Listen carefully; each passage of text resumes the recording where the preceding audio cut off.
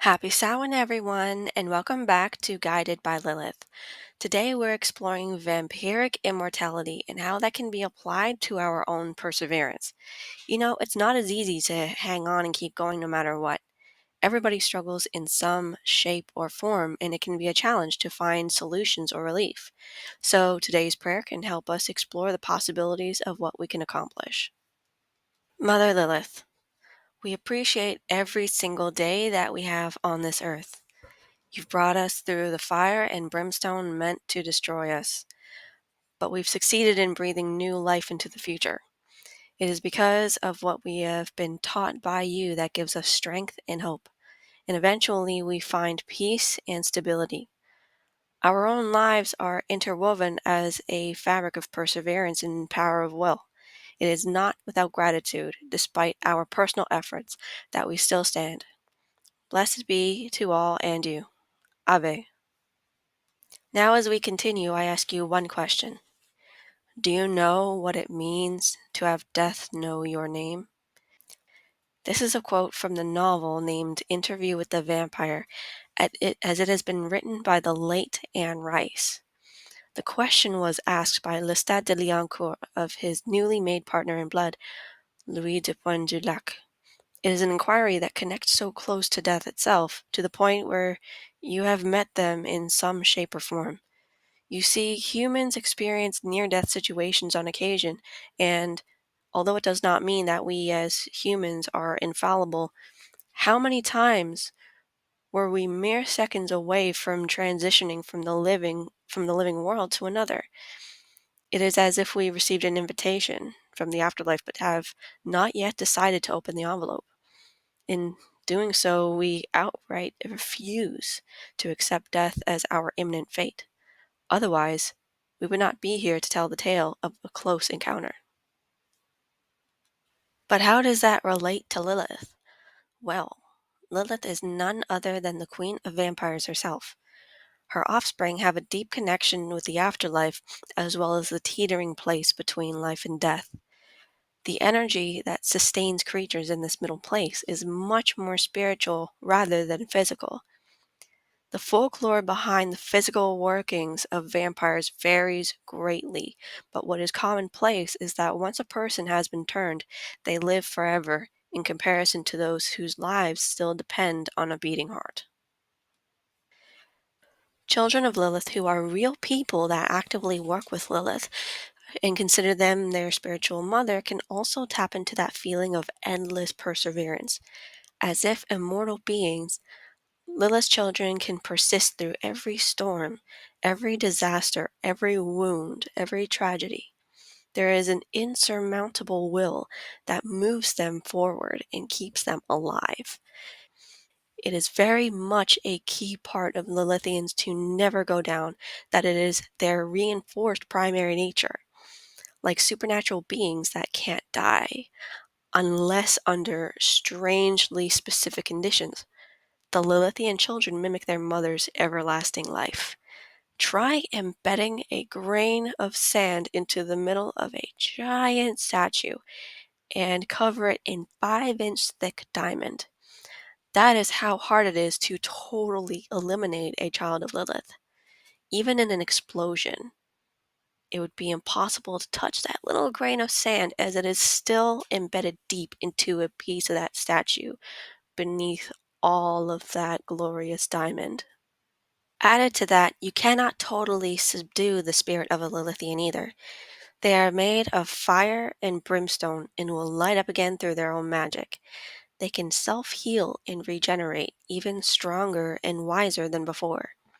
Again, just like their mother, it is as if they were supernatural, and quickly mended any cut or tear or hole made in themselves through the power of their own bodies. I know many people who practice under Lilith who have been through hell and back. They've got so much of a backstory to tell people about everything they went through and how persistent they were able to be. Their history is incredible. The way that they were able to handle even the fiercest of pain and degrading experiences is something I don't think I will ever have the justified words for. What this means for people, even outside of spirituality, is that You can learn to enhance your power of will and domination of the situation. There will be times where you get to say, "No, I am not going down like that. You cannot hurt me. I still have so much to live for." It doesn't mean that you get to evade the effects of physics, but you get to hold off on letting yourself slip away when you had the option to stick around. Similar can be applied to when you face a challenge that is neither lethal nor dangerous, but it is still a huge hurdle to get through. You do not have to accept the path of plummeting to the bottom and crashing with no means of getting up again.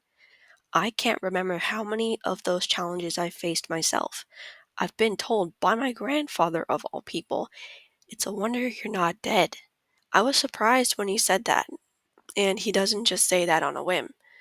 But I must not have realized how, excuse me, how genuinely hardcore and chaotic my childhood was.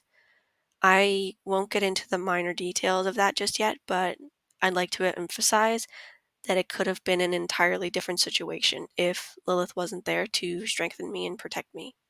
People say this about their deity all the time, but I seriously believe that if I didn't have a connection to a goddess that can rule over darkness, I would not have been able to get through my own. The downside of having this connection to her and having had extremely rough childhood experiences is that chaos and darkness or dark matters become the norm. Kids can become desensitized to certain things after prolonged exposure to them, and I wasn't any different. If you've shared similar experiences, you know that it's a lot easier to look danger in the eye and say, "Try me." Now, this isn't any excuse to go out and try to get yourself hurt because you think you can handle it, but it is a reason to feel confident in oneself in case something or someone comes your way that means harm. Circling back to vampires, we know the common lore of how chaotic one's life can be while being a creature that is halfway between the living and the deceased. It can swiftly become a long, endless journey of plotting, hunting, attacks, revenge, all sorts of activities that are a means to an ironic end. Meanwhile, there is not a single ounce of mortal fear in these creatures, no matter what is coming. There may be surprise and concern, but why be afraid of the worst when the worst has already happened and yet they persist? They can heal themselves. They can regenerate as long as their bodies are still intact.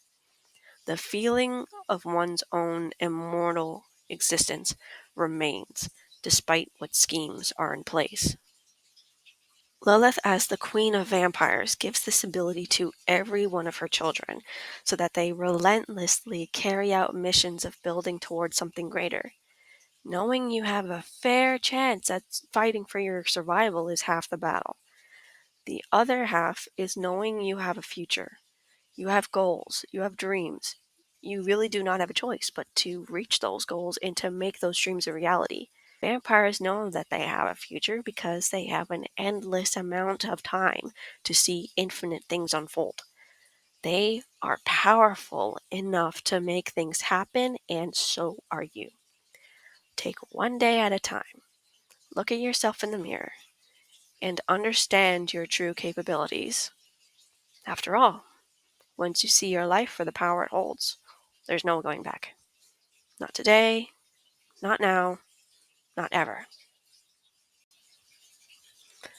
And with that, I hope you enjoyed today's teachings from Lilith as I pass them from my books to your beautiful and curious minds. If you'd like to get more of these videos on your feed, please like and subscribe, and we can stay connected. Farewell for now.